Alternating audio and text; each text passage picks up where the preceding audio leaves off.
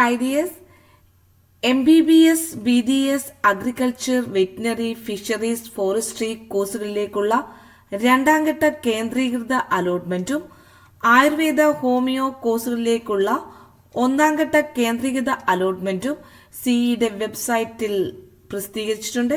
വളരെ വൈകിയാണ് പ്രസിദ്ധീകരിച്ചിരിക്കുന്നത്. ഇപ്പോൾ വിദ്യാർത്ഥികൾക്ക് അവരുടെ അലോട്ട്മെന്റ് നോക്കാവുന്നതാണ്. ഇപ്പോൾ പ്രിയ വിദ്യാർത്ഥികളെ, രണ്ടാം ഘട്ട അലോട്ട്മെന്റ് റിസൾട്ട് വളരെ വൈകിയാണ് വന്നിരിക്കുന്നത്. അതായത് 12 മണിക്ക് ശേഷമാണ് വന്നിരിക്കുന്നത്. നമ്മൾ വെയിറ്റ് ചെയ്തിരിക്കുകയായിരുന്നു നിങ്ങൾക്ക് എത്രയും പെട്ടെന്ന് എത്തിക്കുവാൻ വേണ്ടി.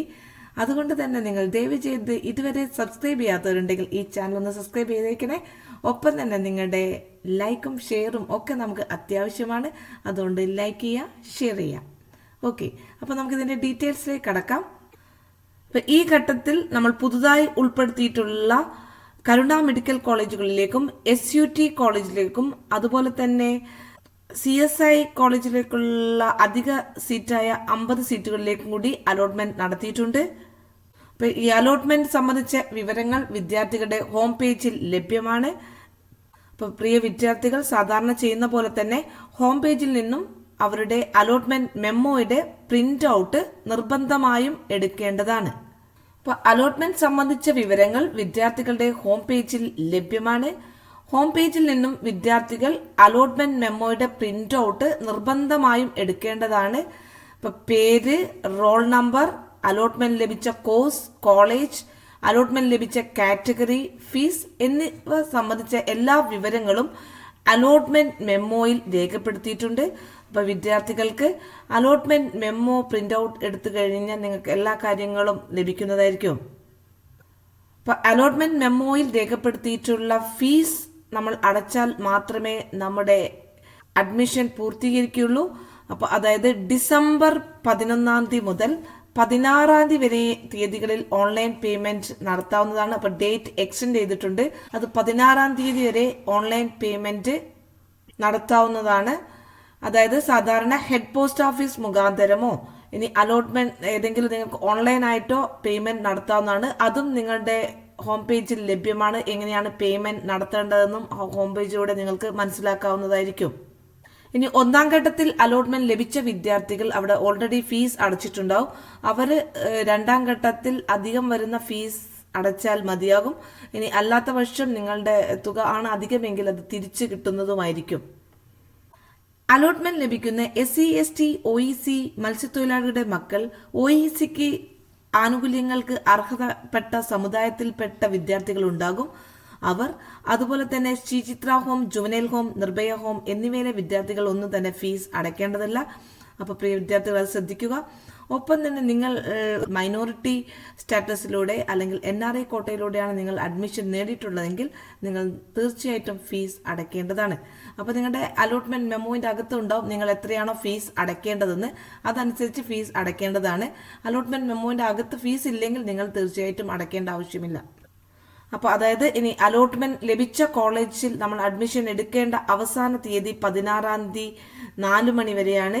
അപ്പോൾ നിങ്ങൾ എല്ലാ പ്രിയ വിദ്യാർത്ഥികൾക്കും ഈ ഒരു ഡേറ്റ് പ്രത്യേകം ഓർത്തു വെക്കുക. 11 മുതൽ 16 വരെ തീയതികൾക്കുള്ളിൽ നിങ്ങൾക്ക് കോളേജുകളിൽ ഹാജരാവുന്നതാണ്. ഇനി നമ്മൾ ഒന്നാം ഘട്ട അലോട്ട്മെന്റിൽ അഡ്മിഷൻ എടുത്ത ഒരുപാട് കുട്ടികളുണ്ടാകും. അവർ പ്രത്യേകം ശ്രദ്ധിക്കുക.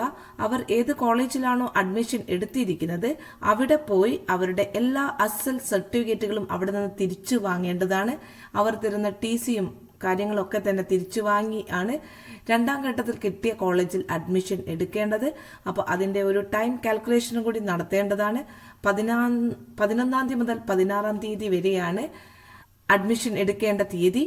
ഒപ്പം തന്നെ ഓരോ കോളേജിന്റെയും വെബ്സൈറ്റിൽ അവർ എത്തേണ്ട ടൈം ചിലപ്പോൾ ഡേറ്റും ടൈമും ഇടാറുണ്ട്. അതും കൂടി ഒന്ന് പരിശോധിക്കേണ്ടതാണ്. ഓരോ കോളേജിനും ഈ കോവിഡ് സിറ്റുവേഷൻ ആയതുകൊണ്ട് തന്നെ തിരക്ക് ഒഴിവാക്കാൻ വേണ്ടി പ്രത്യേകം ഡേറ്റുകൾ നൽകുന്നതായിരിക്കും. അതും പ്രിയ വിദ്യാർത്ഥികൾ ഒന്ന് നോട്ട് ചെയ്യുക. ഓക്കെ, അപ്പോൾ എല്ലാ സർട്ടിഫിക്കറ്റുകളും സഹിതമാണ് നിങ്ങൾ പുതിയ കോളേജിലേക്ക് അഡ്മിഷൻ എടുക്കുവാൻ പോകേണ്ടത്.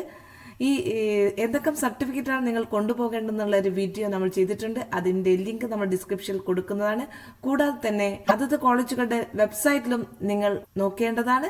നിങ്ങൾക്ക് അലോട്ട്മെന്റ് ലഭിച്ച കോളേജിന്റെ വെബ്സൈറ്റും പരിശോധിക്കാവുന്നതാണ്. വെബ്സൈറ്റിലൂടെ ഓരോ കോളേജിലേക്കും ഏതൊക്കെയാണ് സർട്ടിഫിക്കറ്റുകൾ ഹാജരാക്കേണ്ടതെന്ന് പ്രത്യേകം നോട്ട് ചെയ്തിട്ടുണ്ടാകും. അപ്പോൾ അതും വിദ്യാർത്ഥികൾ ശ്രദ്ധിച്ച് എന്തൊക്കെയാണോ അസൽ സർട്ടിഫിക്കറ്റുകൾ എന്നിവ ഹാജരാക്കേണ്ടതാണ്. എല്ലാ കാര്യങ്ങളും പ്രത്യേകം നോക്കുക. ഫിറ്റ്നസ് സർട്ടിഫിക്കറ്റ്, അതുപോലെ തന്നെ വാക്സിനേഷൻ സർട്ടിഫിക്കറ്റുകൾ, അതുപോലെ തന്നെ എലിജിബിലിറ്റി സർട്ടിഫിക്കറ്റ്, ഈ കാര്യങ്ങളൊക്കെ തന്നെ നമ്മൾ ഡീറ്റെയിൽസ് ആയിട്ട് ഒരു വീഡിയോയിൽ പറഞ്ഞിട്ടുണ്ട്. ഒപ്പം തന്നെ നിങ്ങളുടെ വെബ്സൈറ്റിലും ലഭ്യമാവുന്നതായിരിക്കും.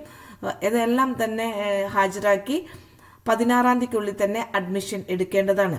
അതുപോലെ തന്നെ അലോട്ട്മെന്റ് മെമ്മോയിൽ പോലെ തന്നെ ഇമ്പോർട്ടന്റ് ആണ് ഡാറ്റ ഷീറ്റും വിദ്യാർത്ഥികൾ പ്രിന്റ് ഔട്ട് എടുത്ത് അഡ്മിഷൻ സമയത്ത് കൊണ്ടുപോകേണ്ടതാണ്. അപ്പൊ 2ാം ഘട്ട അലോട്ട്മെന്റിന് ശേഷം ഇനി ഒരു മോപ്പപ്പ് കൗൺസിലിംഗ് ആണ് ഉണ്ടാകുന്നത്. മോപ്പപ്പ് റൗണ്ട് ആയിരിക്കും ഉണ്ടാകുന്നത്. അതുകൊണ്ട് തന്നെ നിർബന്ധമായും 2ാം ഘട്ട അലോട്ട്മെന്റിൽ നിങ്ങൾ ഫീസ് അടച്ച് നിങ്ങളുടെ അലോട്ട്മെന്റ് ഉറപ്പാക്കേണ്ടതാണ്. അല്ലാത്ത പക്ഷം അതെല്ലാം ക്യാൻസൽ ചെയ്ത് പോകുന്നതായിരിക്കും. അപ്പൊ അത് പ്രത്യേകം ശ്രദ്ധിക്കുക. ഇപ്പൊ മോപ്പപ്പ് കൗൺസിലിംഗിനെ സംബന്ധിച്ചുള്ള വിശദമായ വിജ്ഞാപനം പിന്നീട് പ്രസിദ്ധീകരിക്കുന്നതാണെന്ന് CEE അറിയിച്ചിട്ടുണ്ട്. അലോട്ട്മെന്റ് ലഭിക്കാത്ത വിദ്യാർത്ഥികൾ ഒരുപാട് വിദ്യാർത്ഥികൾ ഉണ്ടാകും. അവർ ടെൻഷൻ ആവണ്ട. മോപ്പപ്പ് കൗൺസിലിങ്ങിലൂടെ തന്നെ നിങ്ങൾക്ക് ലഭിക്കാവുന്നതായിരിക്കാം. അതുകൊണ്ട് തന്നെ നമുക്ക് അടുത്തൊരു വീഡിയോയിൽ മോപ്പപ്പ് കൗൺസിലിങ്ങിന്റെ ഡീറ്റെയിൽസ് എല്ലാ കാര്യങ്ങളും നമ്മൾ ഡിസ്കസ് ചെയ്യുന്നതായിരിക്കും. ഒപ്പം തന്നെ ലാസ്റ്റ് റാങ്ക് ഡീറ്റെയിൽസുകൾ നമ്മൾ ഡിസ്കസ് ചെയ്യുന്നതായിരിക്കും. അപ്പോൾ ഈ ചാനൽ ഇതുവരെ സബ്സ്ക്രൈബ് ചെയ്യാത്തവരുണ്ടെങ്കിൽ ഒന്ന് ദയവ് ചെയ്ത് സബ്സ്ക്രൈബ് ചെയ്തേക്കണേ. ഒപ്പം തന്നെ ബെല്ലൈക്കണും പ്രസ് ചെയ്യുക. നമ്മളിടുന്ന ലേറ്റസ്റ്റ് നോട്ടിഫിക്കേഷൻ നിങ്ങൾക്ക് ലഭിക്കുന്നതായിരിക്കും. കൂടാതെ ഈ വീഡിയോ നിങ്ങൾക്ക് ഉപകാരപ്രദമാണെങ്കിൽ ലൈക്ക് ചെയ്യുക, ഷെയർ ചെയ്യുക. Thank you for watching.